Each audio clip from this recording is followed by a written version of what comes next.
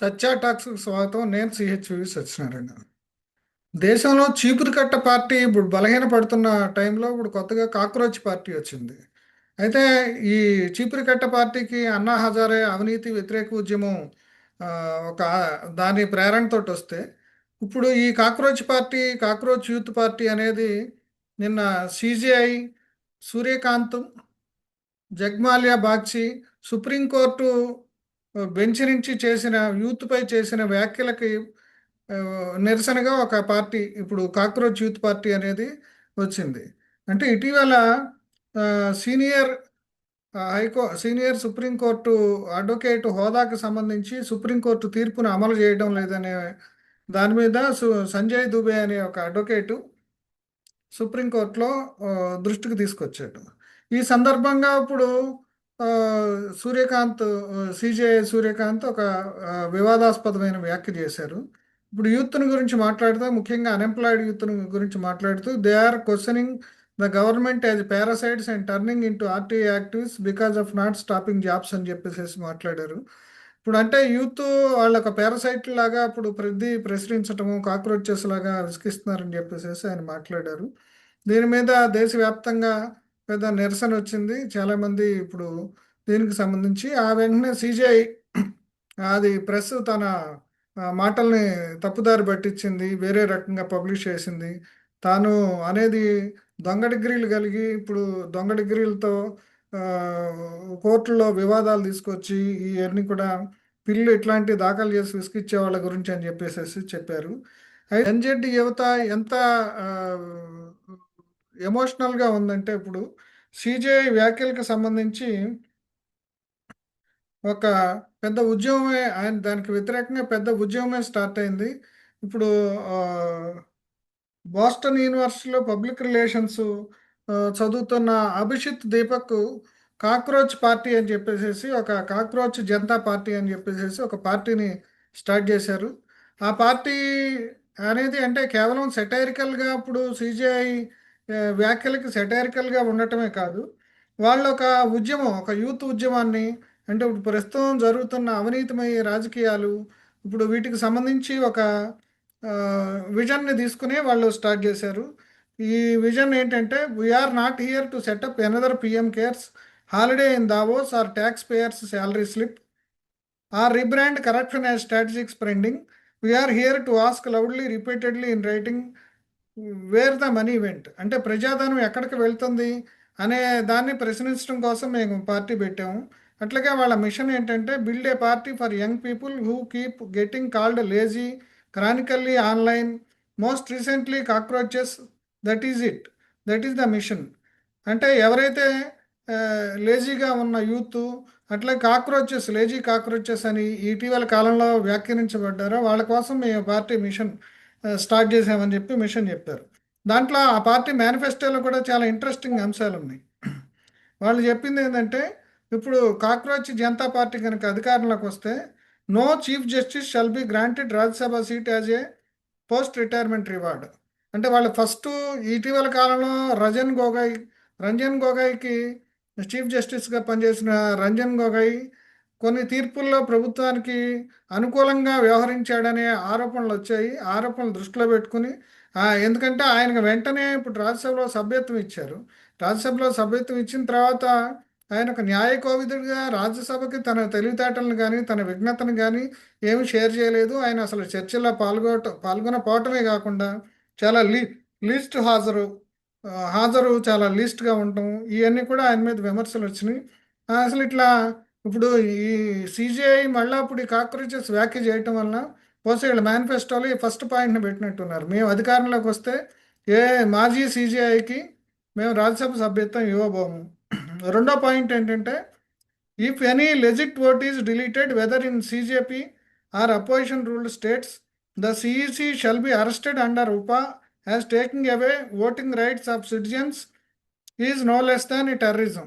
ఇంకోటి ఏంటంటే, ఇటీవల కాలంలో ఈ సర్ పేరుతోటి పెద్ద ఎత్తున ఆ, ఓట్లు రద్దు చేయటం, పౌరుల ఓట్లు రద్దు చేయటానికి సంబంధించి కూడా ఈ మేనిఫెస్టోలో రెండో పాయింట్ తీసుకున్నారు.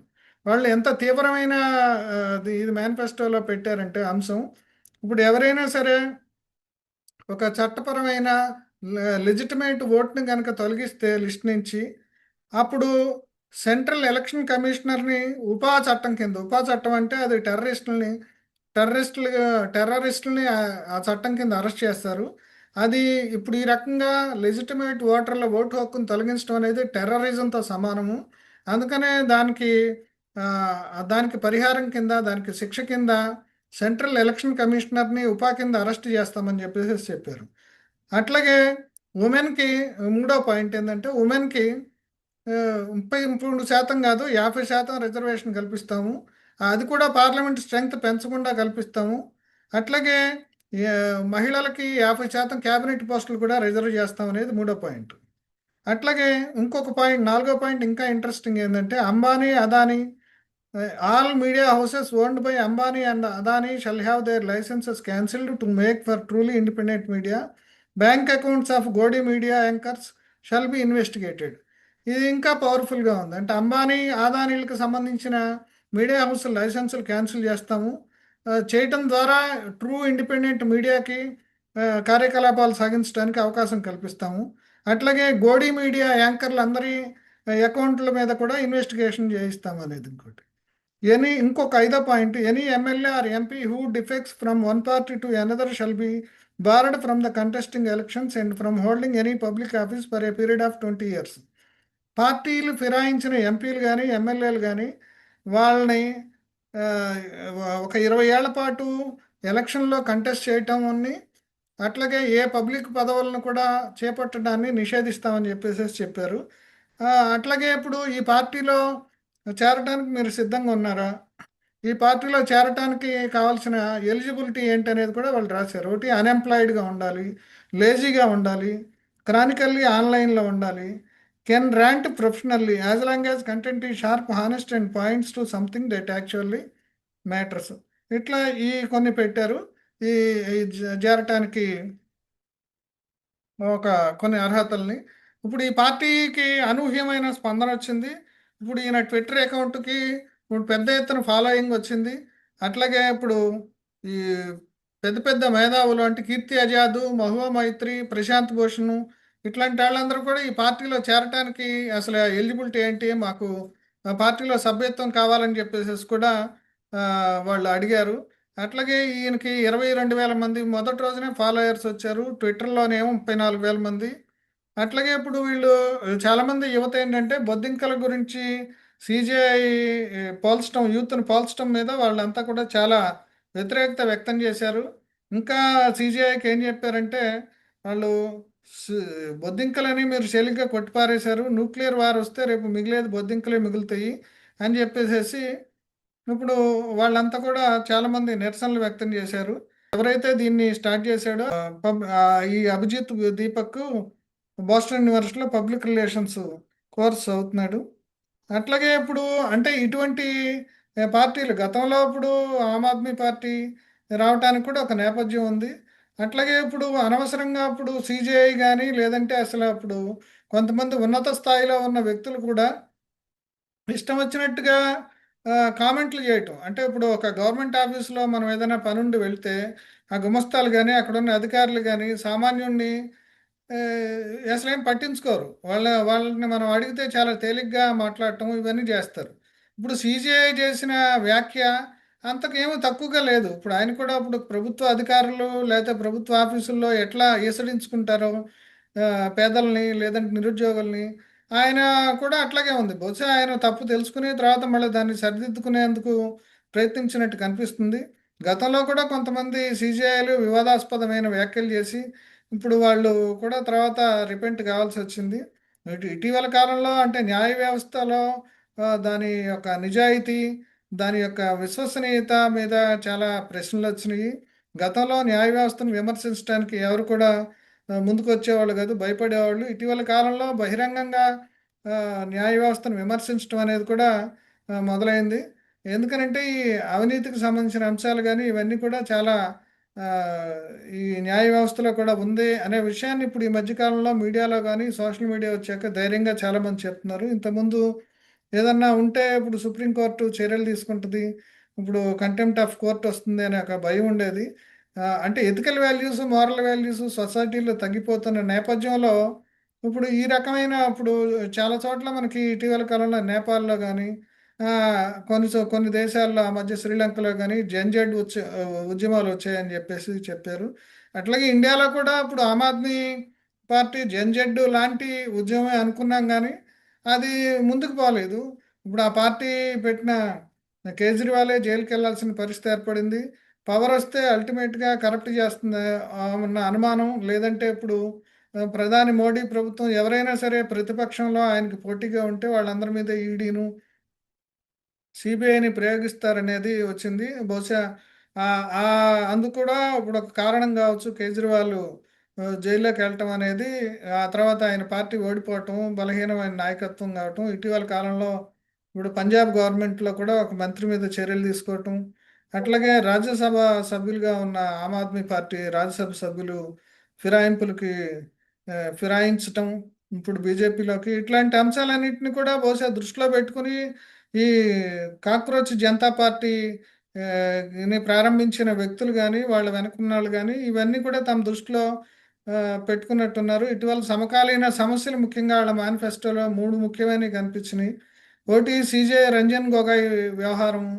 అట్లాగే ఇప్పుడు సరకు సంబంధించి ప్రజలకి ఇప్పుడు ఆహ్, చట్టపరంగా వచ్చిన ఓటు హక్కుని తొలగించడం అనేది ఇప్పుడు అది చాలా తీవ్రమైన అంశం. దాని మీద దేశవ్యాప్తంగా చర్చ జరుగుతుంది. ఇటీవల కాలంలో మమతా బెనర్జీ బెంగాల్‌లో ఓడిపోవటానికి కూడా దాదాపుగా 95 లక్షలతో మొదలుపెట్టి చివరికి 27 లక్షల ఓట్లు తొలగించటం. ముఖ్యంగా స్ట్రాటజిక్‌గా ఎక్కడైతే ముస్లిమ్స్ ఉన్నారో, ముస్లిం ఓటర్లు ఉన్నారో, ఎక్కడైతే ఇప్పుడు టీఎంసీ పార్టీకి ఓట్లు పడతాయో అక్కడ ఓట్లను తొలగించారనేది చెప్పుకుంటున్నారు. దాన్ని దృష్టిలో పెట్టుకొని కూడా ఇప్పుడు ఈ మేనిఫెస్టోలో చాలా తీవ్రమైన అంశాన్ని ఒకదాన్ని చేర్చారు. ఇట్లా ఏదైనా లెజిటిమేట్ ఓటుని తొలగించడం అనే దాన్ని టెర్రరిజంతో ఈక్వలైన నేరంగా దాంట్లో ఉదహరించారు. అంతేగాకుండా ఈ ఉపా కింద ఇట్లా చట్టపరమైన ఓటు హక్కును ఎవరైనా తొలగిస్తే సెంట్రల్ ఎలక్షన్ కమిషనర్‌ని ఉపా కింద అరెస్ట్ చేయాలనేది కూడా చాలా ఇంట్రెస్టింగ్, తీవ్రమైన అంశం. అట్లాగే ఇటీవల కాలంలో చాలా చోట్ల ఫిరాయింపులు అంటే బీజేపీకి ప్రతి చోట కూడా ఆహ్, అంతకుముందు ఇప్పుడు సుధేందు అధికారి ఇప్పుడు ఆయన 5,00,000 లంచం తీసుకున్నాడని చెప్పేసేసి సాక్షాత్తు బీజేపీయే విమర్శించింది. దానికి సంబంధించిన లైవ్‌లో విజువల్స్ అయన్నీ ప్రవేశపెట్టారు. కానీ తర్వాత ఏమైంది ఆయన్ని తీసుకెళ్ళి ఇప్పుడు వాషింగ్ మిషన్‌లో క్లీన్ చేసి మళ్ళా ఇప్పుడు ఆయన్నే ఇప్పుడు అక్కడ సీఎంగా బెంగాల్‌లో సీఎంగా బీజేపీ తీసుకొచ్చింది. అంటే ఇట్లాంటి అంశాలు చాలా చోట్ల జరుగుతున్నాయి. చాలామంది నాయకులు ఈవెన్ తెలుగు రాష్ట్రాలకు సంబంధించిన నాయకులు కూడా అంతకుముందు సీబీఐ, ఈడీ కేసులను ఎదుర్కొంటున్న వాళ్ళందరిని కూడా ఇప్పుడు సిబిఐ బీజేపీలో చేరంగానే వాళ్ళ వాషింగ్ మిషన్‌లో ఉతికిపోయి వాషింగ్ మిషన్‌లో వాళ్ళని ఉతికేసి వాళ్ళని స్వచ్ఛమైన వాళ్ళుగా చేశారు. వాళ్ళలో కొంతమందికి మంత్రి పదవులు, కేంద్ర మంత్రి పదవులు కూడా ఇచ్చారు. ఈ అంశాలన్నీ కూడా ఇప్పుడు యూత్ గమనిస్తూనే ఉంది. యూత్ ఇట్లాంటి అంశాలన్నీ కూడా వీటికి సంబంధించి రెమెడీ ఏం గావాలి? ఎట్లాంటి తీవ్రమైన చర్యలు తీసుకుంటే ఇట్లాంటి తొలగిపోతాయి అనే అంశం మీద కూడా యువతకి స్పష్టత ఉంది. ఆహ్, ఈ ఈ అందుకని ఇప్పుడు ఈ సీజేఐ చేసిన వ్యాఖ్య మీద ఇంత తీవ్రమైన ఆహ్, నిరసన రావటము, నిరసన రావటమే గాకుండా ఇప్పుడు ఈ కాక్రోచ్ జనతా పార్టీ అనే ఒక వెబ్‌సైట్‌ని ఓపెన్ చేసి మళ్ళా ఒక యూత్ మొబిలైజేషను జరుగుతుందేమో చూడాలి. ఇప్పుడు అట్లాగే మీడియాకి సంబంధించి కూడా ఇప్పుడు వాళ్ళ మేనిఫెస్టోలో ఒక అంశం ఇటీవల కాలంలో మొత్తంగా కూడా గోడి మీడియా అనే పేరుతోటి మొత్తంగా కూడా మోడీకి అనుకూలంగా మొత్తం మీడియా వ్యవహరించింది. ఇప్పుడు ఆహ్, ఏ ఈ ప్రణయ్ రాయ్ లాంటి ఒక ఎన్‌డీటీవీ పెట్టి ఒక ఇండిపెండెంట్ జర్నలిజం కోసం కృషి చేస్తున్న ప్రణయ్ రాయ్ నుంచి కూడా ఇప్పుడు అది ఆ మీడియాని లాక్కోవటం జరిగింది. వాళ్ళ మీద రకరకాల కేసులు పెట్టి ఈ రకంగా చాలా విమర్శలొస్తున్నాయి. చివరికి ప్రణయ్ రాయ్ ఇప్పుడు ఈ వయసులో 70 ఏళ్ల వయసులో ఆయన సెల్ ఫోన్ పట్టుకొని దేశవ్యాప్తంగా రిపోర్టింగ్ చేస్తున్నాడు. ఇటువంటి ఇండిపెండెంట్ జర్నలిస్టులు చాలామంది కూడా ఇటీవల సోషల్ మీడియాలోకొచ్చారు. ఇటీవల కాలంలో అంబానీ, అదానీ మొత్తం కూడా మీడియా హౌసుల్ని వాళ్ళు ఆల్మోస్ట్ కబ్జా చేశారనే చెప్పుకోవచ్చు. ఈ అంశాలన్నిటికి కూడా రెమెడీగా ఇప్పుడు కాక్రోచ్ జనతా పార్టీ ఒక ప్రేరణగా పనిచేస్తుందా వీటి మీద పోరాడటానికి? ఏమన్నా యువతలో మార్పులు తీసుకురావటానికి, లేదంటే స్వచ్ఛమైన రాజకీయాలు, స్వచ్ఛమైన మీడియా, స్వచ్ఛమైన పబ్లిక్ లైఫ్‌కి ఏమైనా కంట్రిబ్యూట్ చేయగలిగితే అంతకంటే కావాల్సిందే ఉంది.